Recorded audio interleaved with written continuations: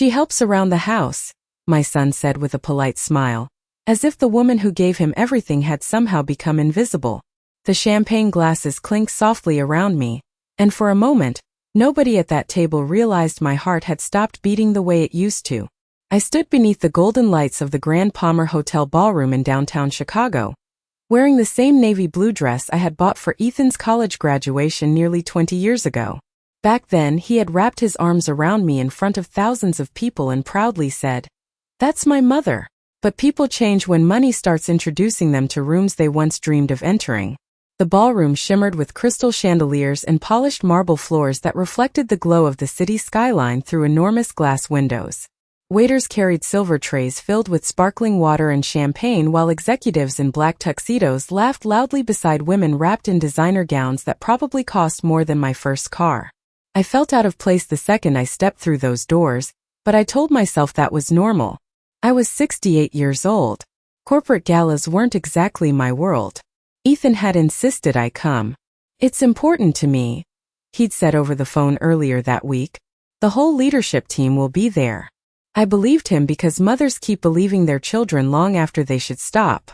I remember standing near the edge of the ballroom while Ethan shook hands with investors and board members, his expensive watch flashing under the lights every time he raised his arm. He looked so much like his father that night it nearly hurt to look at him. Same broad shoulders. Same dark hair with hints of silver near the temples. But his father never would have looked through me the way Ethan did that evening. Vanessa spotted me first. My daughter-in-law approached with that perfectly practiced smile she used for photographers and charity events.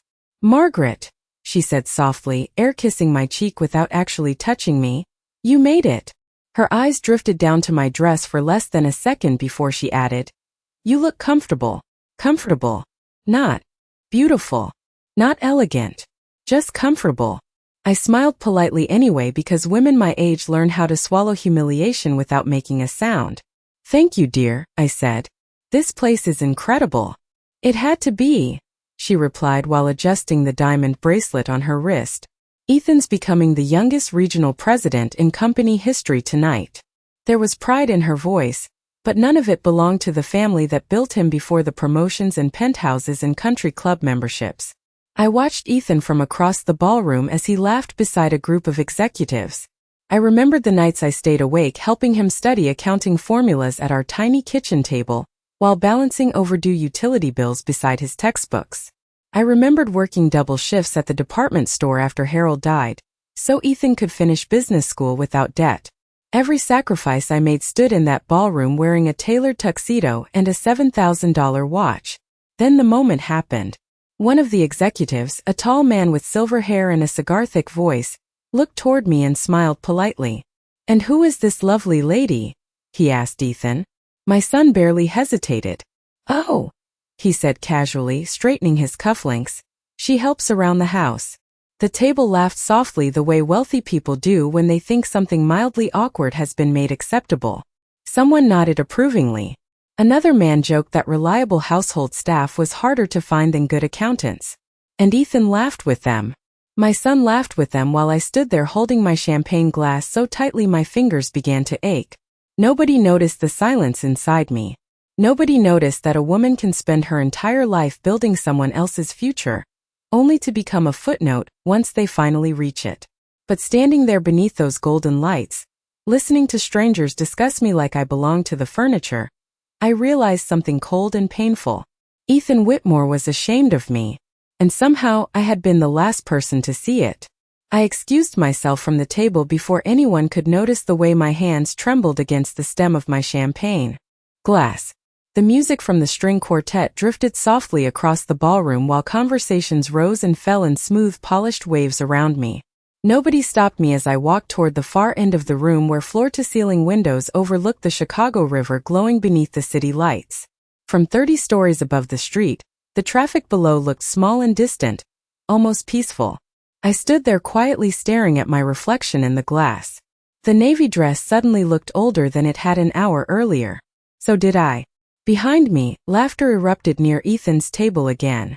Loud, confident laughter from people who had never spent a single night wondering whether the electricity would stay on until morning. I remembered when Ethan was 8 years old and cried because another boy at school made fun of his thrift store sneakers.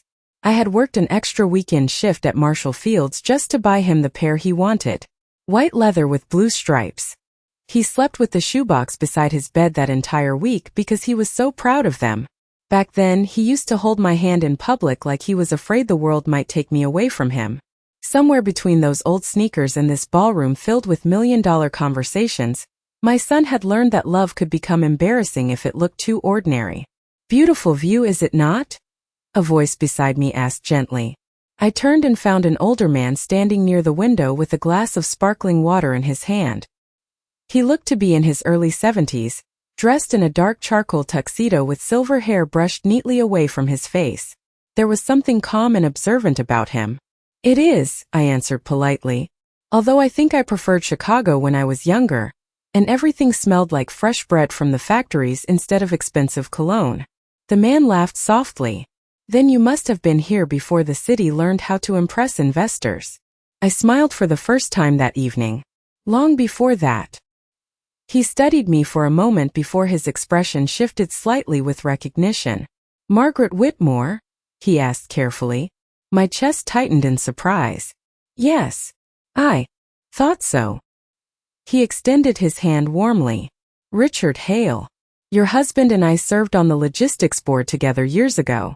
Harold's name still had the power to stop my breathing for half a second even after 12 years without him. Richard, I said quietly, I have not seen you in ages. That is because your son stopped bringing you to company events. The honesty in his voice startled me. Most wealthy people buried cruelty beneath politeness, but Richard spoke with the bluntness of someone too old to pretend anymore. I glanced back toward Ethan across the ballroom.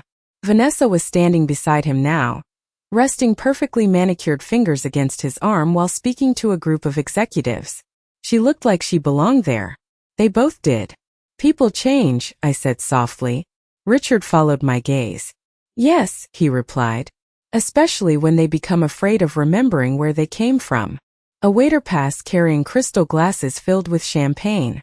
Richard ignored them completely. Your husband used to talk about you constantly, he continued. Said the company would have collapsed without you during the recession. I felt a strange ache settle deep in my chest because Ethan rarely spoke about his father anymore. Harold Whitmore had built Whitmore Logistics from a rented warehouse with one delivery truck and a folding desk. But the truth nobody at this gala seemed to know was that Harold almost lost everything 25 years ago. I was the one who convinced the bank to extend the credit line. I was the one who handled payroll while Ethan slept upstairs as a teenager dreaming about the future. I was the one who sold my mother's jewelry collection to keep the company alive during its worst winter. But history becomes very convenient once rich people start rewriting it. Well, I said after a long silence, I suppose Ethan has done very well for himself. Richard looked at me carefully, then lowered his voice. Margaret, forgive me for saying this, but your son seems to have forgotten something important. What is that? I asked. Richard took a slow sip of water before answering. Whitmore Logistics was never truly his to control. Richard's words stayed with me long after the music changed and another round of applause echoed across the ballroom for Ethan's promotion speech. I stood beside the window pretending to admire the skyline while my thoughts drifted somewhere far from that glittering hotel tower. What do you mean it was never truly his to control? I asked quietly. Richard adjusted the cuff of his tuxedo before answering. Harold was careful. Much more careful than people realized. He glanced toward Ethan again.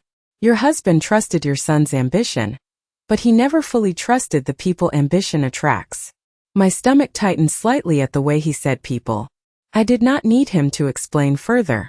Vanessa had entered Ethan's life 11 years earlier wearing white cashmere and a smile polished enough to belong on magazine covers. First I thought she was elegant. Thought she loved Ethan for the same reasons I did. His kindness. His discipline. The softness he used to hide beneath all that determination. But over time little things began changing. Small things that seemed harmless until they added up into something colder. Ethan stopped inviting me to dinner at their condo downtown, because Vanessa said the building valet made parking difficult for older guests. Holiday gatherings became shorter once Vanessa started hosting for her charity friends instead of family. One Christmas, I arrived carrying homemade pecan pie only to discover she had hired a private catering company and seated me at the far end of the table beside two strangers from her yoga club. Ethan never noticed. Or maybe he noticed and decided silence was easier. Your husband created a family trust during the restructuring years, Richard continued. Very private. Only a few attorneys and board members were aware of the full details. I stared at him carefully. Harold never mentioned that to me. Because he planned to tell you later. Richard's expression softened slightly. But then he got sick. The ballroom lights blurred for a moment as memories of Harold's final year returned to me. The hospital rooms. The smell of antiseptic. Ethan spending more time traveling for business while I sat beside Harold's bed, reading company reports aloud because he hated feeling disconnected from work. Toward the end, Harold used to squeeze my hand every night before sleeping.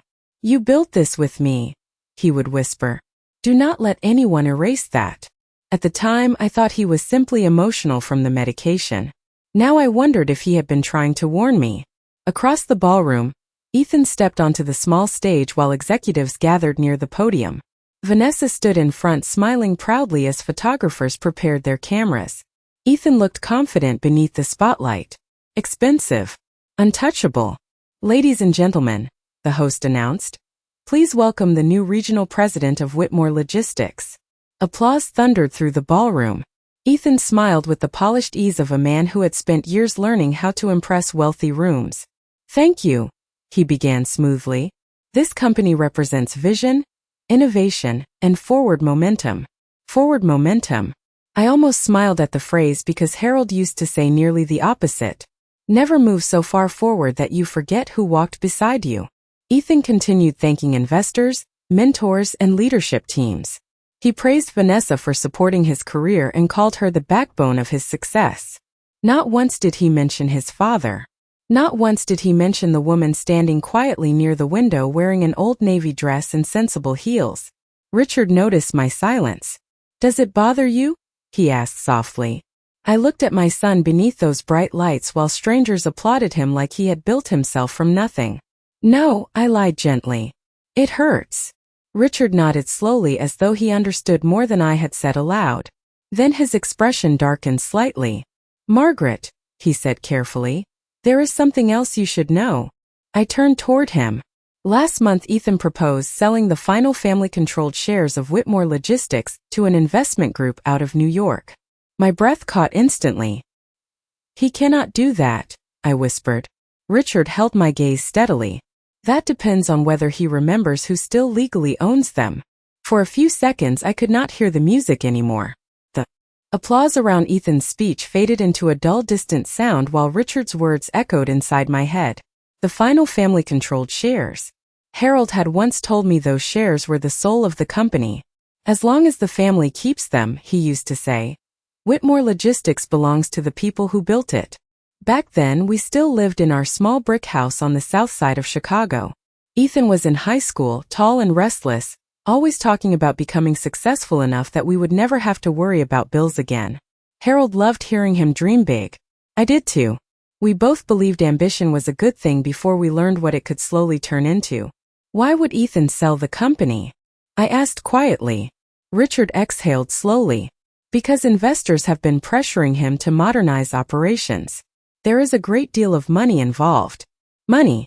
It was always money in the end. I looked toward the ballroom stage again where Ethan stood shaking hands beside a giant digital screen displaying the Whitmore Logistics logo.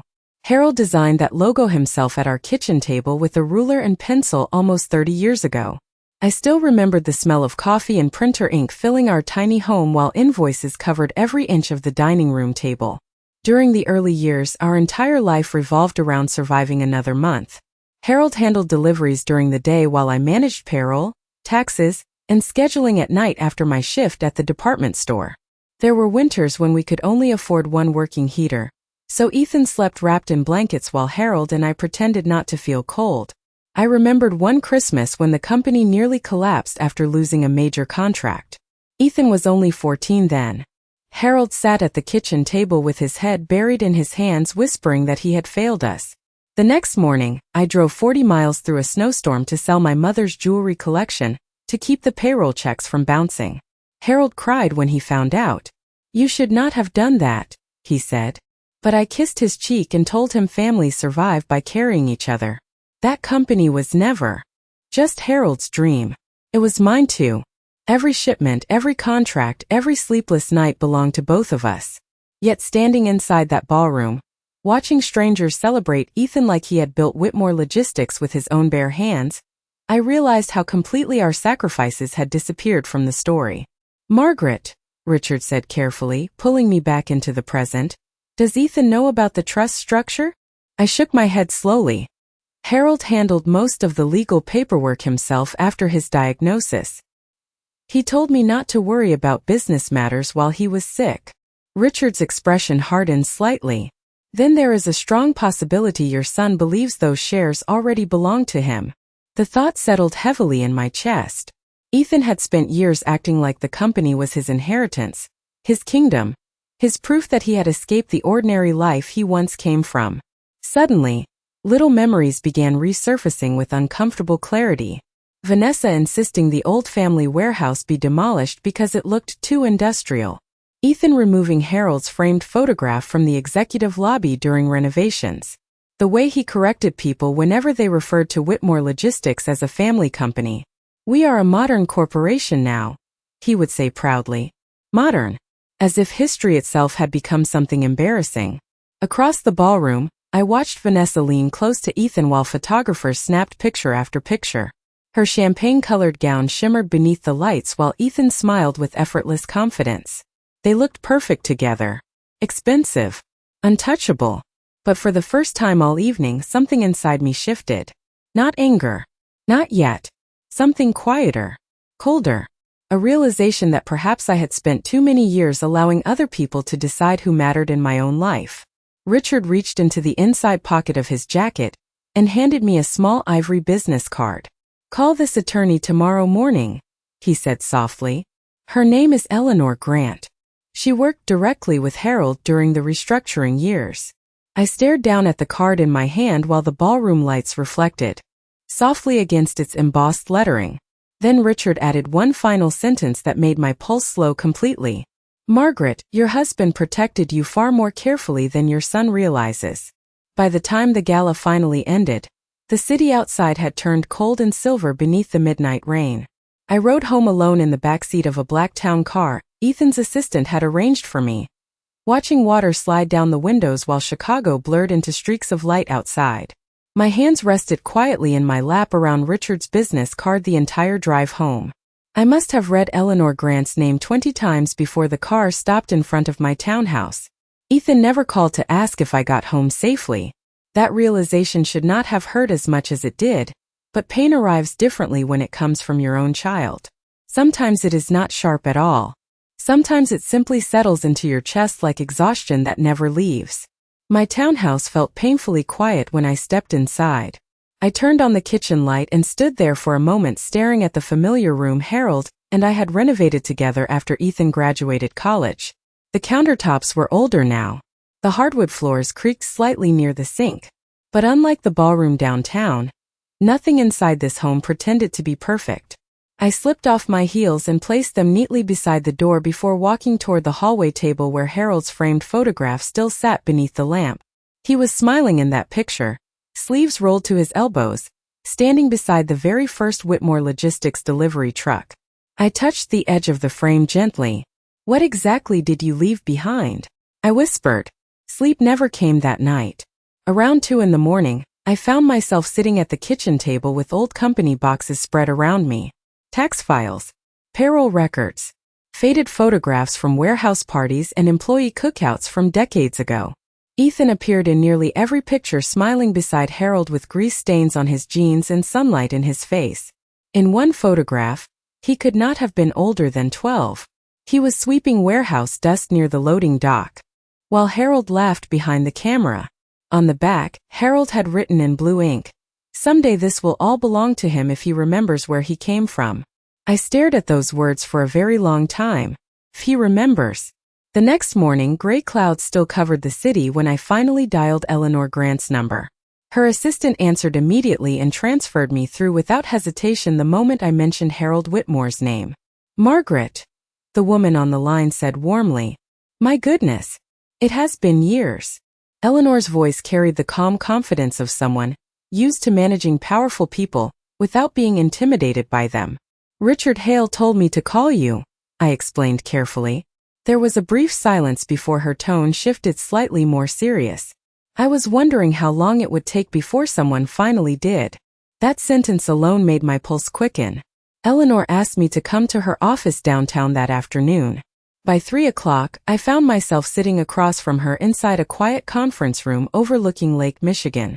Unlike Ethan's glamorous corporate offices, Eleanor's building felt understated and old-money elegant. Dark wood shelves lined the walls beside rows of leather-bound legal books. Nothing flashy. Nothing desperate to impress.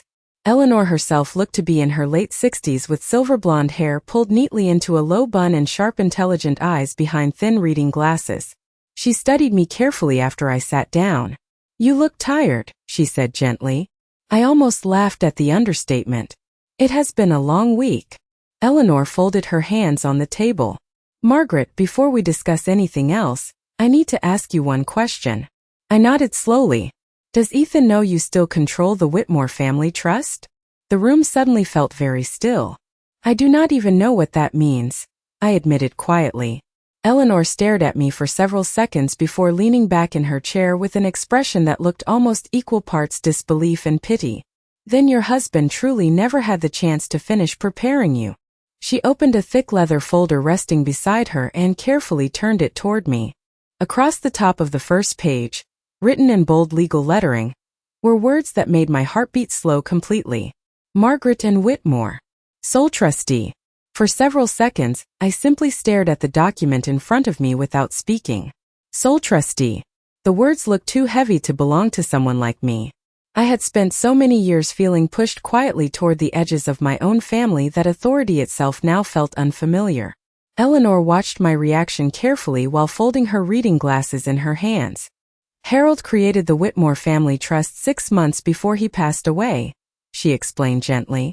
"He transferred controlling ownership of the company shares into the trust structure to protect the business from outside influence." I looked up slowly. "Outside influence?" Eleanor gave me a long, meaningful look. "Your husband was a very perceptive man, Margaret." My chest tightened at those words because deep down, I already understood exactly what she meant. Harold had seen something coming long before I did. Maybe he noticed the way Vanessa constantly pushed Ethan toward faster expansion and riskier investors. Maybe he noticed how Ethan slowly stopped talking about employees like family and started talking about them like numbers on quarterly reports. Or maybe Harold simply understood that success changes people in ways love cannot always prevent. Eleanor carefully turned another page inside the folder. "As sole trustee, you maintain final authority over all trust-controlled shares, including any sale, merger, restructuring, or transfer involving Whitmore Logistics." I blinked slowly. "Ethan cannot sell the company without my approval?" "Legally," Eleanor replied calmly. "No, he cannot." A strange silence settled over the room after that. Not triumphant, not angry, just still. For the first time in years, I felt the ground beneath my feet stop shifting. Eleanor continued speaking while sliding additional documents across the table. "There is more you need to understand." She pointed toward a section highlighted in pale yellow. Harold also included what is known as a family integrity clause. I frowned slightly. "What does that mean?" Eleanor folded her hands carefully. "It means the trustee has the right to review executive leadership if actions are deemed harmful to the reputation or foundational values of the Whitmore family." My heart slowed almost painfully. "Foundational values," I repeated quietly. Eleanor nodded. "Your husband believed character mattered more than profit." That sentence nearly broke something inside me because it sounded exactly like Harold. He used to tell Ethan when he was young, "Money can build buildings, son, but character builds a life people actually want to stand inside." Back then Ethan would roll his eyes like teenagers do, but secretly he admired his father more than anyone in the world. At least he used to. I looked down at the legal documents again while memories crowded my mind. Ethan at 10 years old helping Harold unload supply boxes from delivery trucks. Ethan at 16 promising he would someday make the company bigger than either of us ever imagined. Ethan crying quietly at his father's funeral while holding my hand so tightly I thought my fingers might bruise. Somewhere along the way, ambition had swallowed the softer parts of him. Or perhaps those parts had simply become inconvenient. There is something else, Eleanor said carefully, drawing my attention back to the present. She reached for another file and opened it slowly. 3 weeks ago, Ethan formally initiated discussions with Blackwell Capital Partners regarding a partial acquisition. The name meant nothing to me. Eleanor's expression darkened slightly. They specialize in aggressive restructuring, massive layoffs, warehouse closures, outsourcing. I stared at her in disbelief. Whitmore employees have worked with us for decades. Blackwell does not care about loyalty, Eleanor said flatly. They care about margins. I suddenly remembered the warehouse cookouts Harold used to organize every summer by Lake Michigan. Employees bringing their children. Families laughing beside folding tables while Harold grilled hamburgers himself, because he believed leadership meant serving people first. Ethan used to run through those gatherings with ketchup on his shirt and sunlight in his hair. How had that little boy become a man willing to sell his father's legacy to strangers in expensive suits? Eleanor studied me quietly before asking, Margaret, does Ethan know about the family integrity clause? I shook my head slowly. I do not think Ethan knows much about me at all anymore. Eleanor's expression softened with something close to sympathy. Then she leaned forward slightly and lowered her voice. In that case, you should be very careful what you reveal next.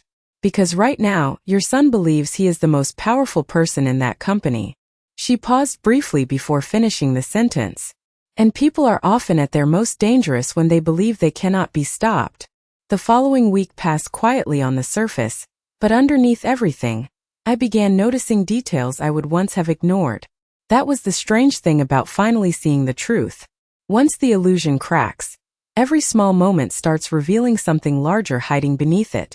Ethan called me twice that week, both conversations painfully brief.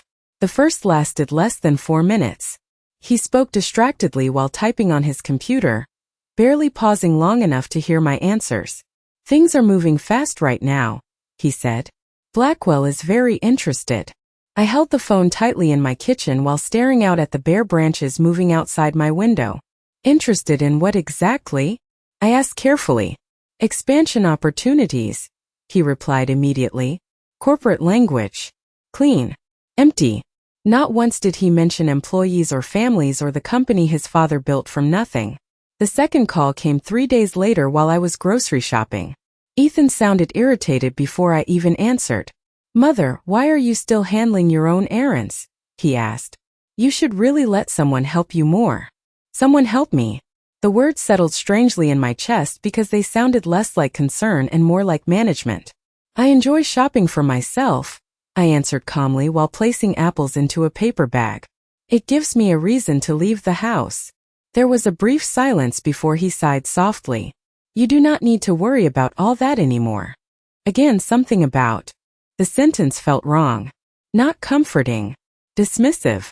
Like I was slowly becoming an inconvenience he needed to organize. Later that afternoon, I drove downtown to deliver several requested trust documents to Eleanor's office.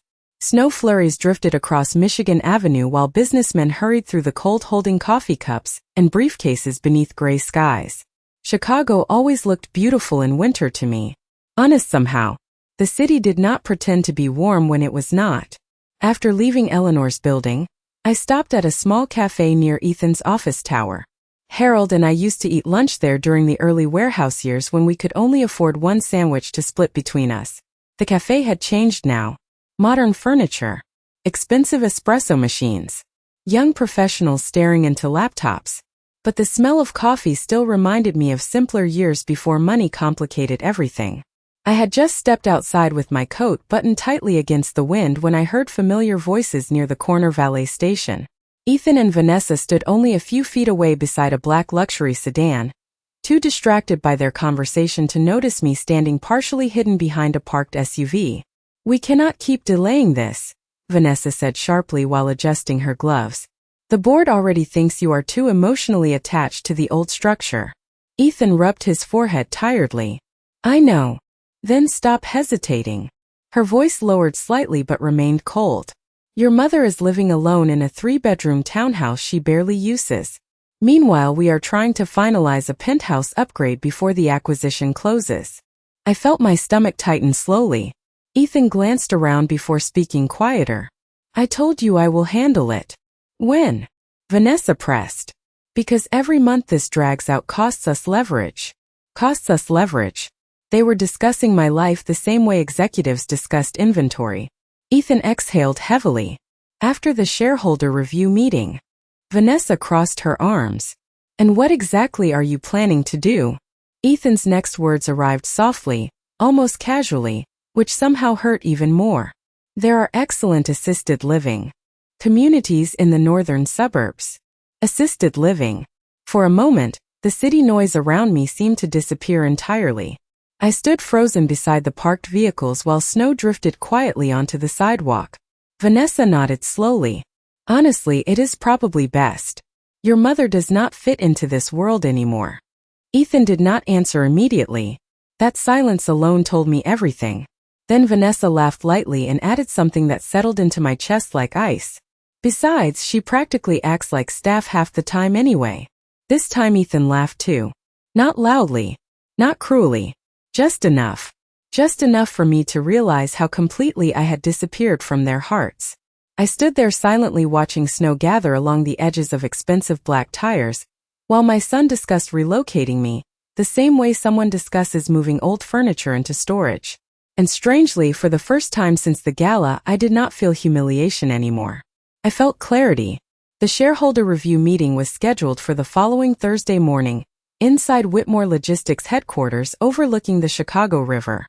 Eleanor advised me not to warn Ethan ahead of time. Let him walk into the room believing he still controls the narrative, she said calmly during our final meeting the evening before. People reveal their true character when they think nobody can challenge them. I slept very little that night, though strangely it was not fear keeping me awake anymore. It was memory. I kept thinking about the first time Harold brought Ethan into the warehouse as a little boy. Ethan could barely carry a clipboard then, but he insisted on helping his father count shipping inventory.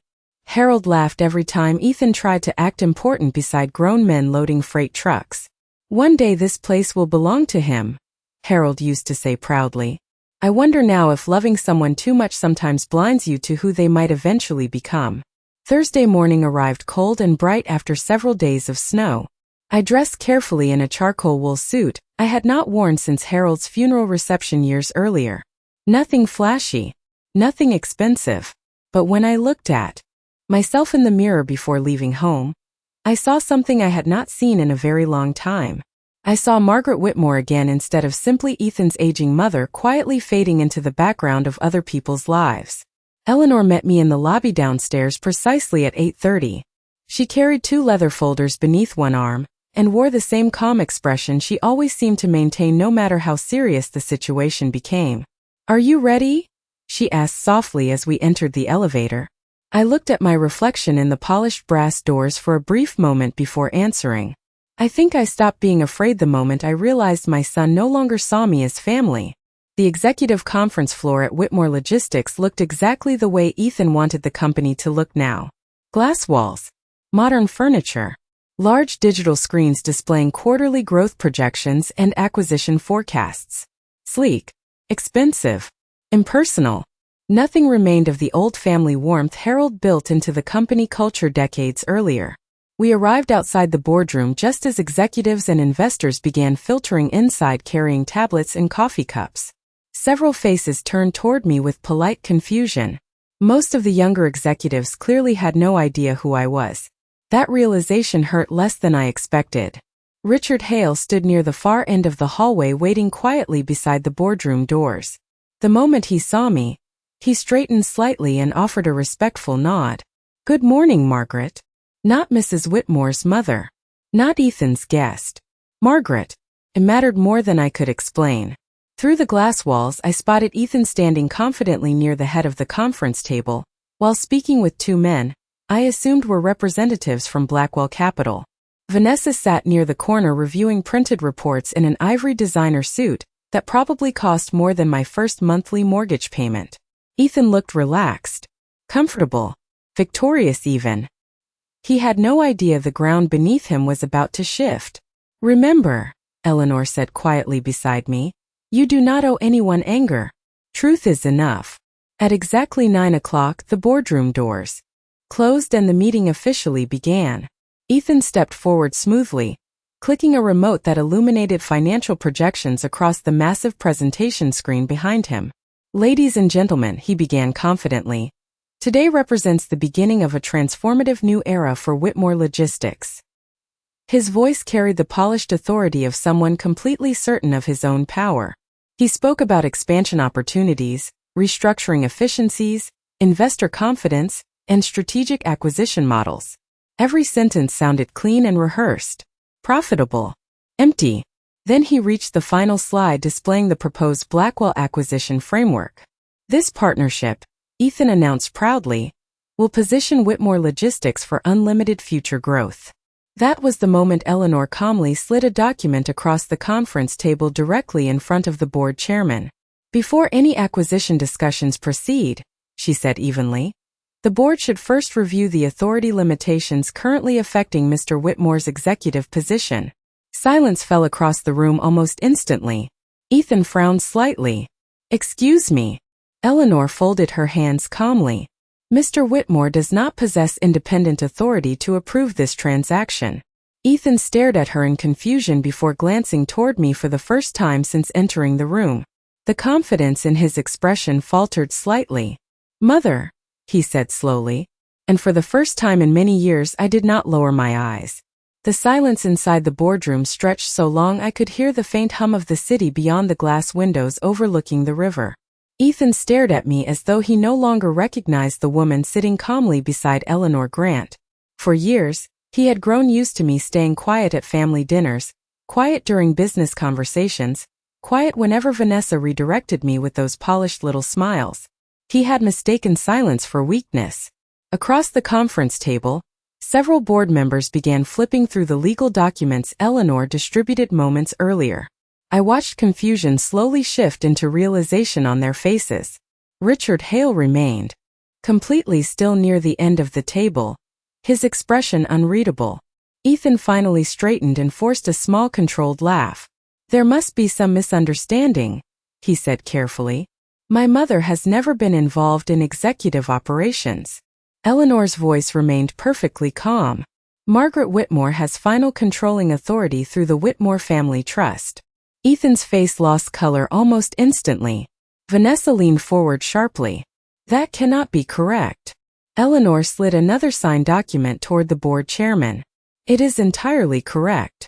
One of the Blackwell representatives adjusted his glasses while scanning the paperwork. "This acquisition cannot proceed without trustee authorization?"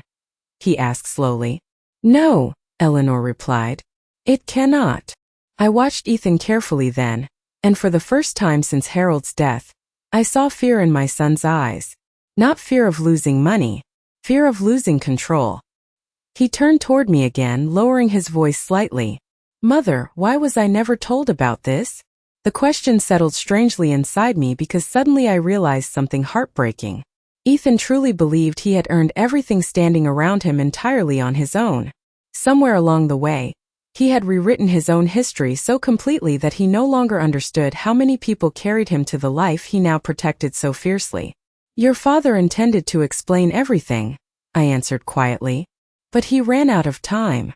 Ethan opened his mouth to respond, but Eleanor spoke first. "There is also the matter of the family integrity clause." That sentence changed the atmosphere in the room immediately. Several board members exchanged uneasy glances while Vanessa stiffened beside Ethan. "What clause?" Ethan asked sharply. Eleanor folded her hands together. "The trustee maintains authority to review executive leadership if actions are found to damage the reputation or foundational values of the Whitmore family." Ethan's expression hardened. "And what exactly is that supposed to mean?" For a moment nobody spoke. I looked around the room at the polished glass walls, the expensive suits, the skyline Harold once dreamed of reaching. Then I looked directly at my son. It means your father believed character mattered more than appearances. Ethan stared at me in stunned silence. I continued speaking calmly because anger no longer seemed necessary. Your father built this company by treating employees like family. He believed dignity was not something reserved only for wealthy people in expensive rooms. Vanessa crossed her arms tightly. This is completely inappropriate. I turned toward her slowly. Do you know what your husband introduced me as at his gala last week? Vanessa said nothing. Neither did Ethan. The room remained painfully quiet. He told executives I helped around the house, I said softly. Several board members shifted uncomfortably in their seats. Richard lowered his eyes briefly. I spent 30 years helping build Whitmore Logistics beside Harold, I continued. I balanced payroll when we could not afford accountants.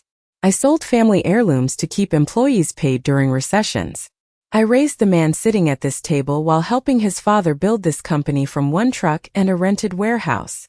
Ethan looked down slowly, unable to meet my eyes anymore.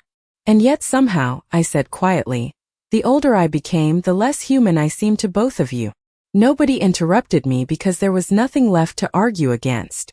Truth has a strange way of silencing rooms designed around power. The board chairman finally cleared his throat carefully. Given the concerns raised under the trust provisions, executive review proceedings will begin immediately regarding the proposed acquisition and Mr. Whitmore's current authority. Ethan's eyes widened slightly. Vanessa looked furious. But strangely I felt calm. Not victorious. Just calm. As the meeting adjourned, executives slowly filed from the room in uncomfortable silence, while snow drifted softly outside the skyscraper windows. Ethan remained seated at the table staring down at the legal documents that had just changed everything. I paused near the doorway before leaving. Your father was never ashamed of where he came from, I said gently. That was always the difference between the two of you. Then I walked away without waiting for an answer.